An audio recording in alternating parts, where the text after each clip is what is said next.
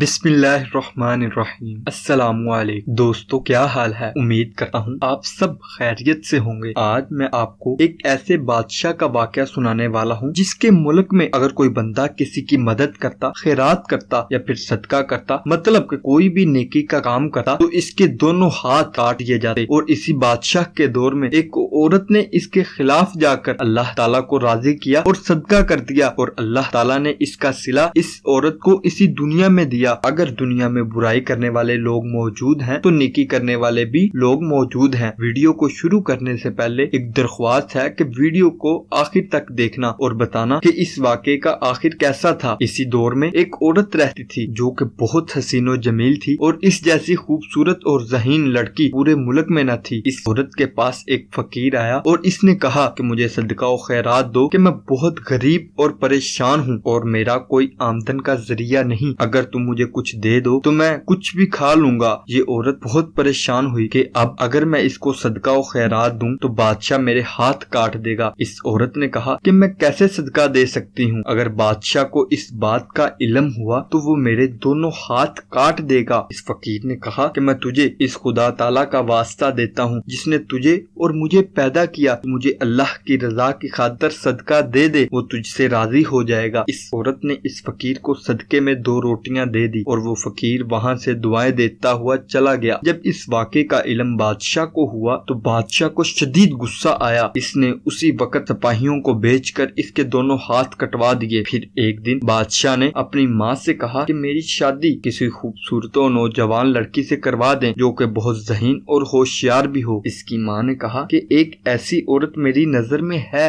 جس جیسا حسین پورے ملک میں کوئی نہیں، اور نہ اس جیسا کوئی ذہین ہے، مگر اس میں ایک مسئلہ ہے کہ اس عورت کے دونوں ہاتھ کٹے ہوئے ہیں۔ بادشاہ نے کہا کوئی بات نہیں، میں اس سے شادی کر لوں گا۔ اس کی ماں نے اپنے بیٹے کی شادی اس عورت سے کروا دی۔ عورت کو بادشاہ کے بارے میں معلوم تھا کہ یہ صدقہ و خیرات کے مخالف ہے اور اس نے ہی میرے دونوں ہاتھ کٹوائے ہیں۔ بادشاہ کی دوسری بیویاں اس عورت سے بہت زیادہ حسد کرتی تھی۔ بادشاہ کو ایک دن جنگ میں کسی ضروری کام کے لیے جانا پڑا۔ بادشاہ کی دوسری بیویاں جو اس سے حسد کرتی تھی، انہوں نے سوچا کہ اس سے جان چھڑوانے کا یہ اچھا موقع ہے۔ جب کچھ عرصہ گزر گیا تو انہوں نے بادشاہ کو خط لکھا کہ یہ عورت تو بدکار ہے، اس نے ایک بچہ جنا ہے جو کہ آپ کا نہیں ہے، وہ ایک فاحشہ عورت ہے اور اس سے آپ کو اور آپ کے ملک کی عزت کو دونوں کو بہت خطرہ ہے۔ جب لوگوں کو پتا چلے گا تو وہ طرح طرح کی باتیں بنائیں گے اور آپ کی تمام تر عزت خاک میں مل جائے گی۔ اس کے بارے میں جلدی کوئی فیصلہ کرے۔ بادشاہ نے جب خط پڑھا تو غصے سے آگ بگولا ہو گیا اور فوراً اپنی ماں کو خط لکھا کہ وہ بچہ جو اس فاحشہ نے جنا ہے اس کے کاندھوں پر رکھ کر اس کی پیشانی پر مارو اور اس کو محل سے نکال کر صحرا کی طرف بھیج دو تاکہ اس کو اپنی غلطی کی سزا ملے۔ ماں نے جیسے ہی خط پڑھا اس عورت کو بلوایا اور بچہ اس کے کاندھوں پر ڈال کر اسے صحرا کی طرف بھیج دیا۔ وہ بھوکیوں پیاسی در بدر بھٹکنے لگی۔ اسی دوران اس کا سفر ایک ندی کے قریب سے ہوا۔ پانی پینے کے لیے آگے بڑھی تو بچہ اس ندی میں گر گیا۔ وہ عورت اونچی اونچی رونے لگی اور اپنے رب کو پکارنے لگی کہ میرے مالک، میرا کیا گناہ ہے کہ مجھ کو اس طرح سے آزما رہا ہے۔ وہ عورت اپنے رب سے شکوہ کر رہی تھی کہ اسی وقت 2 آدمی وہاں سے گزرے اور اس عورت کے بارے میں پوچھا کہ وہ کیوں رو رہی ہے، تو اس عورت نے ان کو تمام واقعات سنا دیا۔ ان 2 آدمیوں نے کہا کہ کیا تم چاہتی ہو کہ ہم تمہارا بچہ واپس لوٹا دیں؟ تو اس عورت نے کہا اللہ کی قسم میں یہی چاہتی ہوں۔ انہوں نے وہ بچہ باہر نکالا اور کہا کہ اللہ کے حکم سے زندہ ہو جا، تو وہ لڑکا زندہ ہو گیا اور پھر اس عورت کی طرف دیکھ کر کہا کہ کیا تم چاہتی ہو کہ تمہارے ہاتھ لٹا دیے جائیں؟ اس عورت نے کہا کہ ہاں۔ ان دونوں آدمیوں نے دعا مانگی